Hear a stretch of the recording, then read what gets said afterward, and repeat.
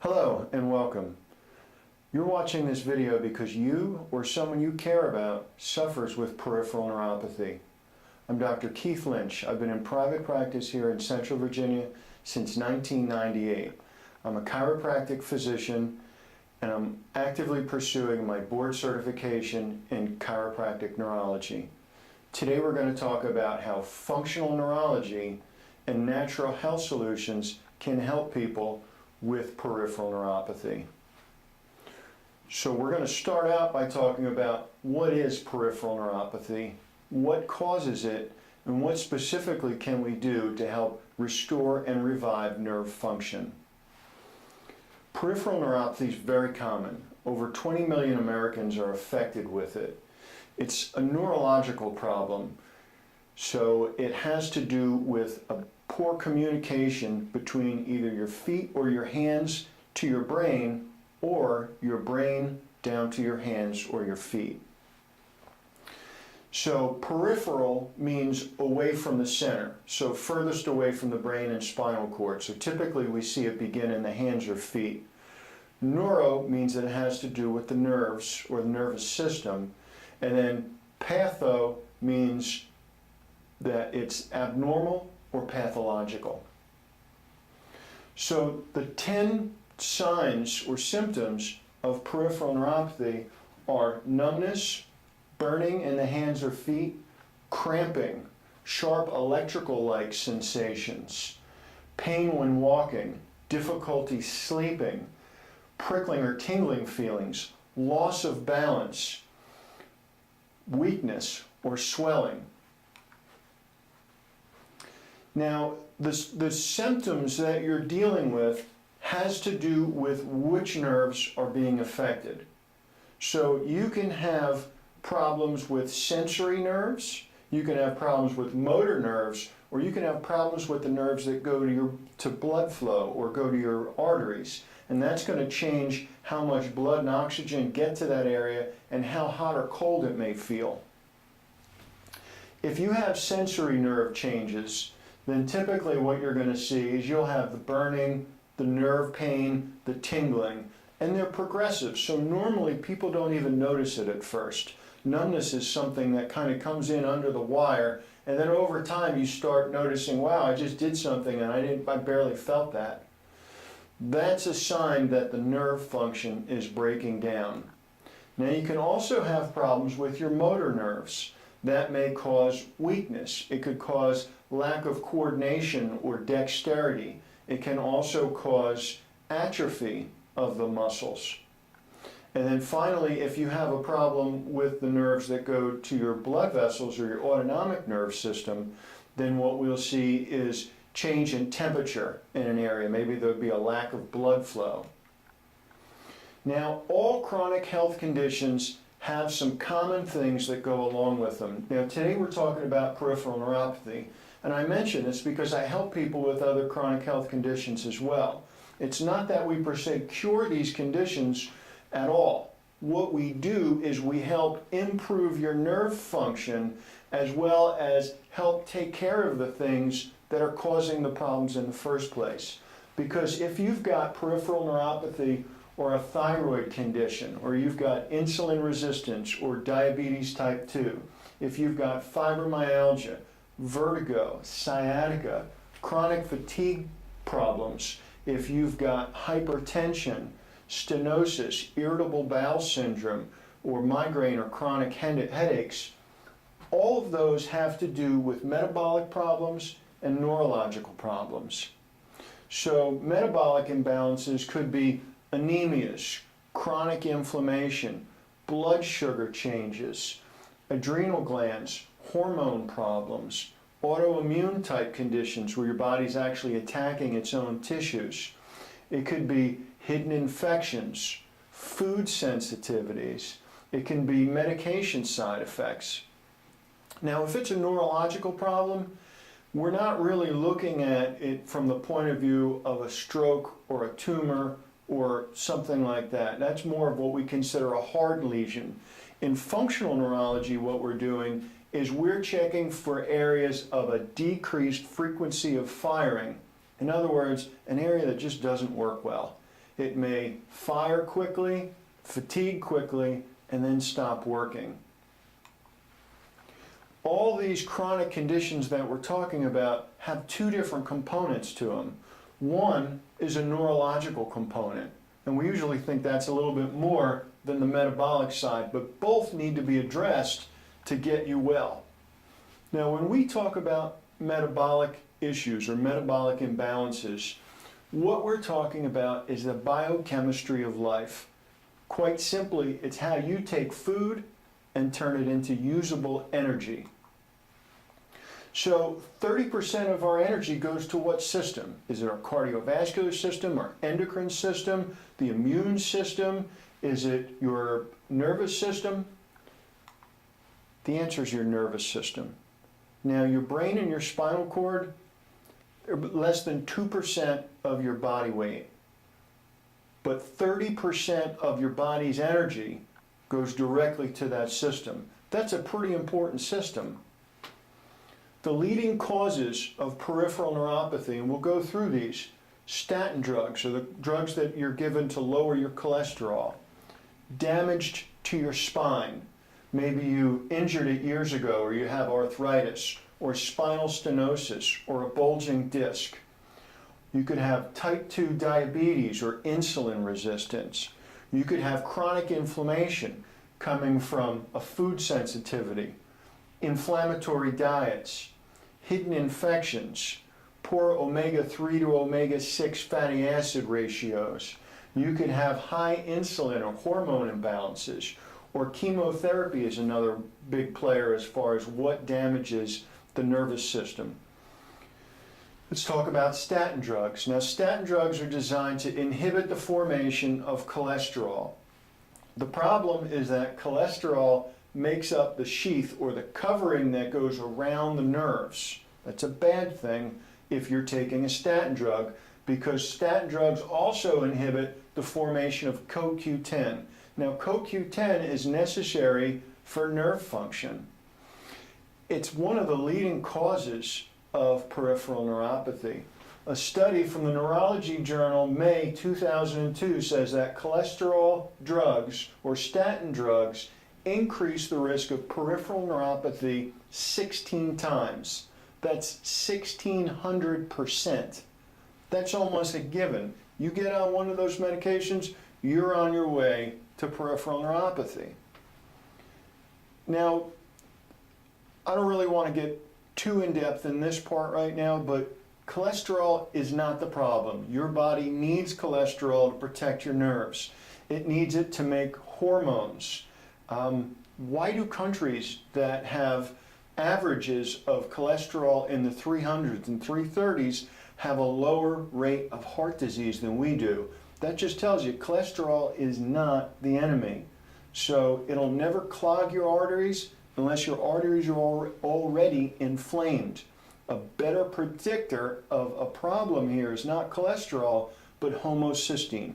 When homocysteine levels rise because your body's not converting the proper things in your liver to reduce methionine down to taurine, then what happens is you get homocysteine, which swells the arteries. It actually swells the inside wall of the arteries.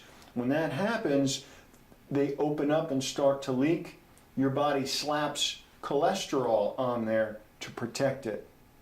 And it's my opinion that taking the statin drugs and taking the cholesterol off of those injured blood vessels, that's what leads to so many people having leg pain from it. So the take-home message is cholesterol is not the problem. We need to look at other issues. Now, a damaged lower back. If you have a problem in your spine, all the nerves that go from your brain all the way down to your feet and through your hands go through that spinal cord. So a common trait of a damaged lower back or spine is the area is under compression, and that's affecting the nerve flow. And when that happens, you're going to have a problem wherever that nerve goes. Another cause is diabetes and insulin resistance. Now, if you have type 2 diabetes or insulin resistance, your nerves need energy to survive. They get that in the form of glucose and oxygen. So if glucose is the source of energy, but you have high glucose in your blood, but you can't get it into the cell because of the insulin problem, you're going to have problems with nerve function. That's why so many people with type 2 diabetes have peripheral neuropathy. They even call it diabetic neuropathy. Insulin is a hormone that puts glucose into the cell. So if you're on diabetic or on insulin-resistant medication, you just can't get that glucose into the cell. So we have to talk about other ways to improve your glucose situation to get your cells what they need to heal. Chronic inflammation. You can't build a house if it's on fire. You can't heal your nervous system if you've got chronic inflammation. Now, what are the causes of inflammation? Well, a common cause is food sensitivities and inflammatory foods. So the standard American diet is ripe for having problems with this, and that's why we see it so prevalent in our society. Hidden gut infections create inflammation. We talked about the omega-3 to omega-6 essential fatty acid ratios. That has been a problem with our diet. We have high insulin and hormone imbalances. They all lead to dysfunction of the nervous system. Metabolic causes need to be addressed. If you're going to get better from a chronic condition like peripheral neuropathy, so what we recommend is comprehensive blood work. Now, when patients bring blood work into me, I normally get like 4 pages of blood work, and typically there's only about 12 to 20 markers on that whole 4 pages of information. When we order blood work, we get 4 full pages of information. We're looking at all the markers. If we want to know where a problem is hiding, we have to look at everything. It's typical not to see a full thyroid panel on somebody's blood work. You know, every cell in your body has a thyroid hormone receptor to it. It's pretty important to know what's going on there. To know if somebody has antibodies to their thyroid, you need to know that. It needs to be on your blood work. When we're looking for anemias or the inability of your body to process oxygen and get it into your cells, there are so many things that are not on typical blood work. We need to see your iron, your ferritin, your transferrin levels, your TIBC, your total iron binding capacity. All those are important. We need to look at your hemoglobin, hematocrit. It all has to be there. We can't just look at a couple markers and say, well, it's low, but it's low normal, because that's what typically gets done. You know, you've had blood work. What happens when you get your blood work? You go into the doctor because you're not feeling well. They run your blood work. You get a call on your answering machine a couple days later, and there's a nurse on the line, and she says, "Hey Mary, we got your blood work back. Everything looks good." Really? If you're being told your lab tests are normal, it's because they're using the lab ranges. Now, what are lab ranges? Who put together lab ranges? The lab companies. They take everybody's blood work that comes in, they put them all together, they take a standard deviation of 2 to 5%, push those numbers at the very edges off, and they go from here to here, this is normal. That's not normal. They're comparing you to 100,000 other sick people that came in, and they're going, well, it's low, but it's in the normal range. That's not what you need to look at. You need to look at functional lab values. Functional lab values are much better because they talk about the sweet spot in that bell curve. In other words, you're not just somewhere in that reference range, you're actually in the healthy portion of the reference range. Now, who put these numbers together? Did I put these numbers together? No. These are numbers coming from the Endocrine Society. They're the ones that say that you, as the doctor, need to analyze the lab data. You can't just let the lab group tell you what's high and what's low. So many times people come in and they have their lab work and one number is off by a little bit from their labs, and their doctor or nurse has written on the side of it and goes, this is a little low, but it's okay. And then I go through their labs and I apply the functional lab ranges out here, these yellow areas. And then you start looking at that, and all of a sudden I've got all these red marks on this blood work that everybody said was normal. And you see all these patterns that start showing up. Well, we've got an anemia pattern showing here. Well, the lab work didn't show it. The nurse on the phone that left me the message didn't say that. They said everything looks normal. But wait a minute, I went to the doctor because I wasn't feeling good. How can everything be normal? The functional lab values give us that information to know what's normal and what isn't. So let's take a look at an example of that. Your glucose or your blood sugar.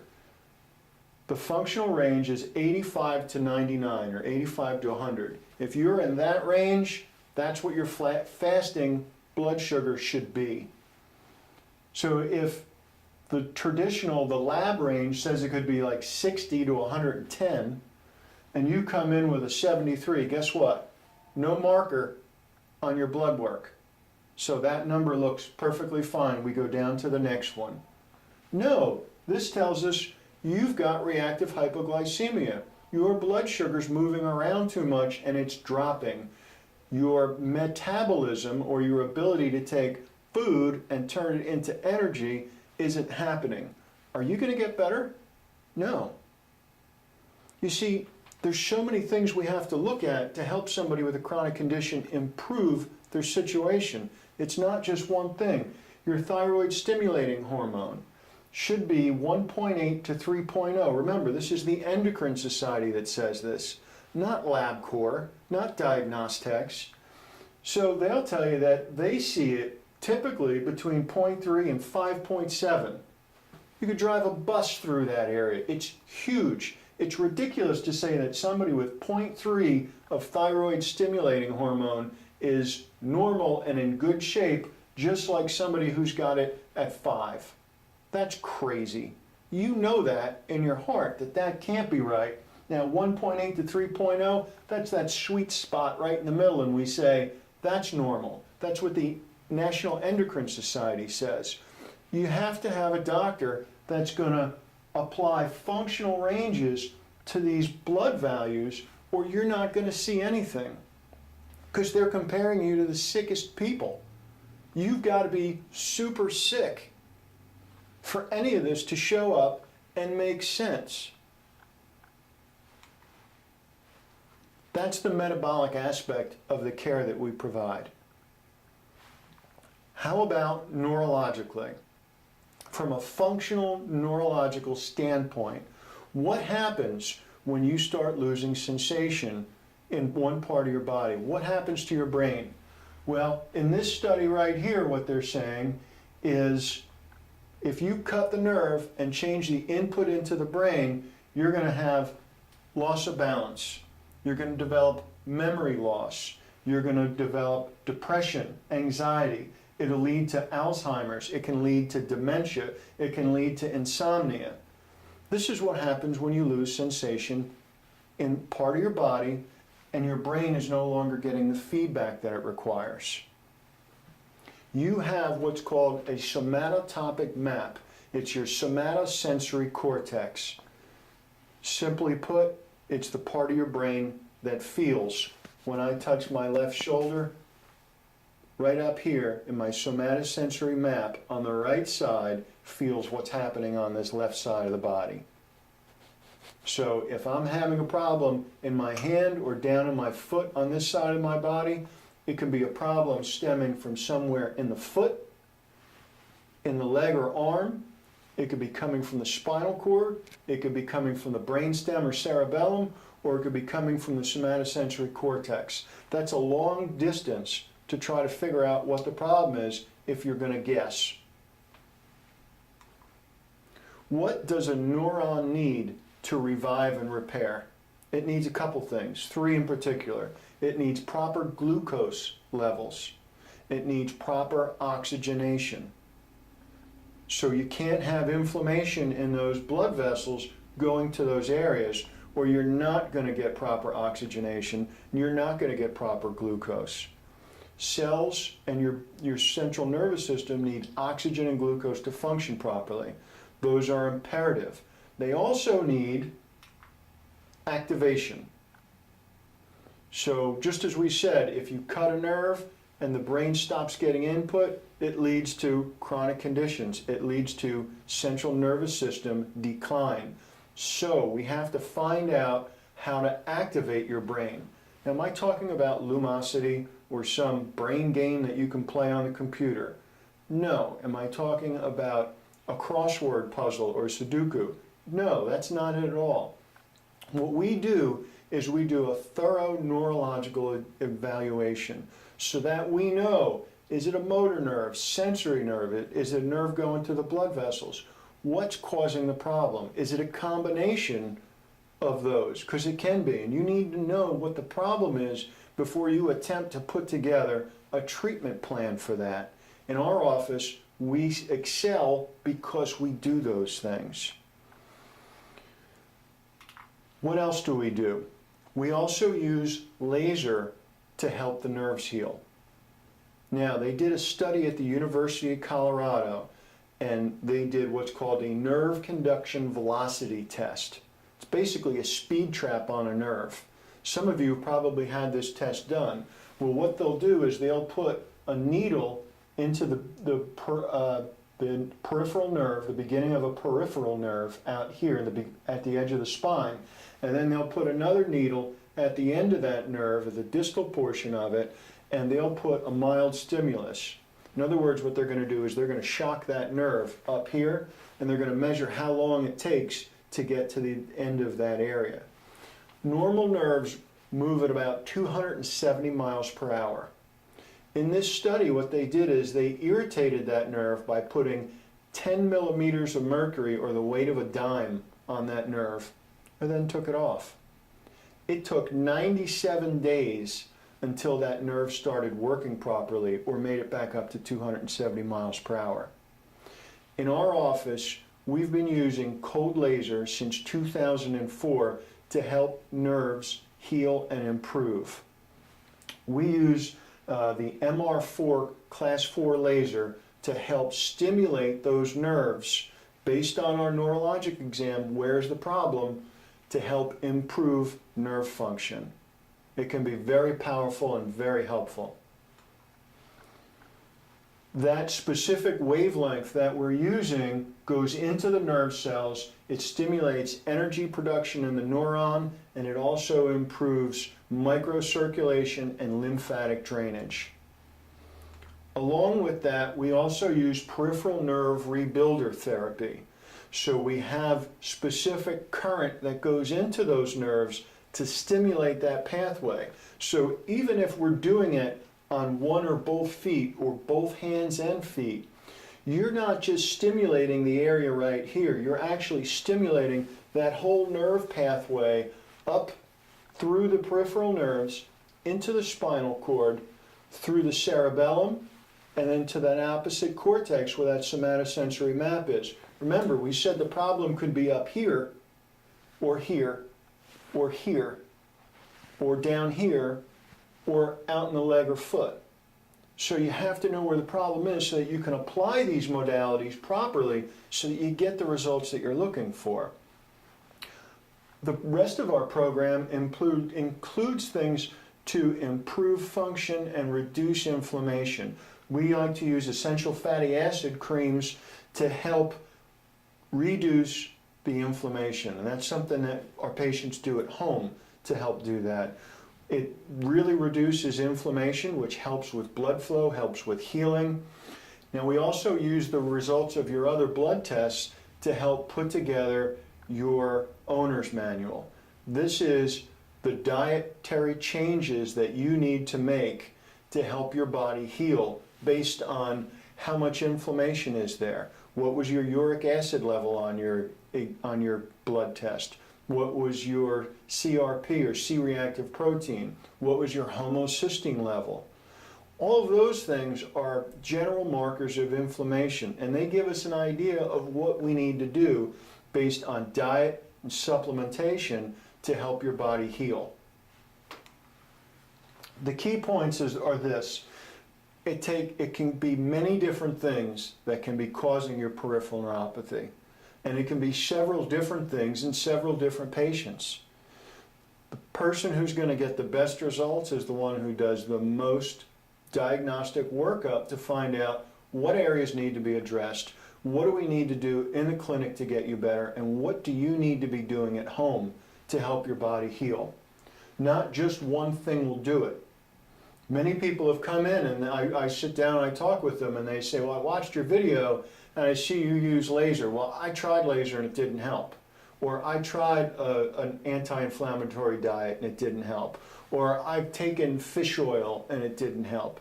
In our office, we're going to be doing everything simultaneously to get this condition better, based on what your blood work shows. This isn't just a, hey, throw everything at them and see what happens. We're going to be very specific about what we do with each individual patient. And you'll see, because when I sit down and go over the blood work with you, it's going to take a while. I mean, there's 4 pages of information. I sit down with a patient, it's like 30, 40 minutes sometimes going through blood work, what it means, what they need to do to help themselves get better through dietary changes, lifestyle changes, and supplementation. When was the last time your doctor sat down with you for 40 minutes and went over your blood test? Remember, you got that call on your answering machine because they called when you weren't home and they said, hey, everything's fine. You know it's not fine, or everything's the same. What you need is to hire someone like me who's going to spend the time, sit down with you, and go over all this information, because that's what it takes to get people well with a chronic condition. I believe our peripheral neuropathy program, because of it being so comprehensive, is by far one of the best things in Central Virginia as far as what you can do to help improve this condition. So in summary, we do comprehensive blood work through LabCorp, looking at the functional ranges to identify the underlying metabolic problems. Remember, how to get food, turn it into energy so your body uses it. We're going to talk about, based on what we're finding here, anti-inflammatory diet. That means you have something that you're responsible for in this. You've got something to do as well. It's not just come into the clinic and we're going to change everything. We have to do this together. We're going to be doing peripheral nerve rebuilding therapy to help heal the nerves. We're going to use pulsed electromagnetic field therapy, or PEMF, to help improve circulation, blood flow, nerve flow, help that body heal. We're going to use class 4 low-level laser.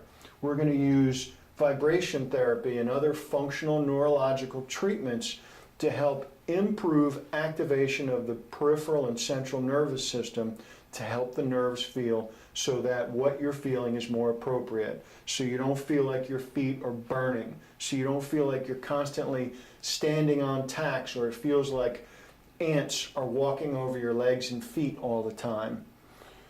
That's how we're going to get you better. When we do our exam, we're also going to be doing what's called the Peripheral Neuropathy Toronto Scoring Exam. What that is a quantitative examination that actually goes through several areas, checks them, and gives them a number, and then we add up the results of that score at the end. That lets us objectively know how you're doing in the beginning of the program and how you're progressing. A normal score is a 74 on the Toronto Scoring Exam. How bad are you? That's one of the things that we'll find out when you come in. So what's next? Well, you need to make an appointment. You need to come in so that we can do this. On the first visit, what we're going to do is this. We're going to do a complete neurological evaluation, including the Toronto Scoring Exam. We're going to review any existing labs you have. So if you have any labs, blood work that's been done in the last 3 to 6 months, bring it in with you. If it's older than that, don't even worry about it. We'll order new blood work, we'll analyze that, and we'll go through it together to find out what we need to do. But if you have blood work that's recent, bring it in. I'll show you right on it how we would start to apply the functional optimal ranges and what your blood work is showing us here as opposed to what other people have told you it means. We'll do a metabolic assessment that lets us know how your body's working. We coordinate that with your lab work. That's what lets us know your owner's manual, what you should be taking, what you should be eating, what you shouldn't be eating, what you shouldn't be taking. That's the important thing. You see, we're going to get you better here with your condition in 3 to 6 months, depending on how bad your condition is. But you're going to need to take care of this for the rest of your life. So you're going to continue coming in here for that? No, my job is to give you your owner's manual so that you can take that with you, and after we help you here, you can continue to improve your condition. And we're even going to give you a peripheral nerve rebuilder therapy unit to take home so that at the conclusion of this treatment, you'll still be able to use that 1 to 2 times a week to help activate those nerves and keep your body well. This isn't a short-term fix, this is long-term. And your spouse or significant other should be with you when you do this. Let's face it, you're talking about making major changes in your diet, your lifestyle. There'll be financial obligation here as well. You need your spouse here to make that decision. They need to see what your condition is. I've had people in here where a husband has peripheral neuropathy and I'm doing my exam. One of the tests we might do is a joint position sense. So in this gentleman's situation, I'm pushing down on his feet. He couldn't even feel his big toe moving. I'm pushing it all the way up like that. Well, he can't feel his feet, so he doesn't know how bad that test is. His spouse sitting right next to him, she couldn't believe it. She thought, you couldn't feel that? She even said something to him at the time. It's important, if you're going to make a decision about a program like this to actually help get your life back, everybody needs to know what the problem is, what the treatment plan is, and what the responsibilities are. So you're going to need to have your spouse or significant other there when we do your exam, and it should also be there on your second visit so that they understand the case review. Because if I accept your case, I'm going to tell you what further testing might need to be done. We might start to see on your blood work some trends that don't get fully answered that we need to order more blood work so that we have a full panel so that we know everything we need to get you well. We're also going to talk about what your neurological findings were. What were you on that Toronto score? Remember, 74 was normal. Where are you on that? We'll talk about what our treatment plan would be. So what specifically would we do to help you get well? We'll also talk about your financial obligation, and that's why your spouse needs to be with you. All of these things need to be evaluated so that you know, hey, I'm in the right place. These guys are going to look at everything and they're going to address everything. I feel like this is a good program for me and it's going to help me get well. What else do you need for your first appointment? The best thing for you to do is either to bring or wear shorts and a t-shirt for your examination. You must have all your paperwork filled out ahead of time so that I'll have a chance to review that when we sit down and do our examination. And your spouse or significant other should be there. If they're not, you're going to say, after I talk to you on this visit and the second visit and say, this is what I propose, you're going to say, I need to go talk to my spouse. And I'm going to say, they should have been here because they don't even know what the problem is. If they're there, they'll be able to see the problem, see what the solution is. And then the other thing that we're going to be doing on your second visit is we're actually going to allow you to get the treatments that we're recommending. So we're going to use cold laser. We're going to use pulsed electromagnetic field therapy. We're going to use vibration, peripheral nerve rebuilder therapy. Whatever it is that your care plan denotes that it says we need to do, we're going to do that. You're going to get a test run on that on your second visit. And then on your third visit, you're also going to get that. and then you'll tell us what you want to do. So this way, on your second visit, you come in, I go over everything with you, you get that treatment, you go home, you discuss it, you come back in for your next treatment, which is all covered with your initial cost. I'll tell you what that offer is in just a moment, and then you can tell me what you want to do. So what my offer is this. I only take a couple patients with peripheral neuropathy per month.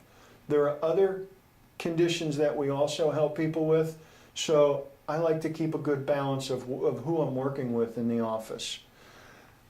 These first 2 visits, or 3 visits really, that we're giving now, you're going to get over $450 worth of care through the neurological exam, through my time with you with the report, as well as the treatments that you're going to get on that second and third visit. If you make an appointment after watching this presentation today, we're going to do all that for $77. So that's $77. That'll get you your examination, your first treatment visit, and your second treatment visit. So that's 3 visits for $77, because I know that you've been around the block on this condition and you've tried all different types of things. I want to show you that what we do is different. I want to show you how we can help you, because I get excited about this. This is the type of thing that I love. Nobody else is helping conditions like these.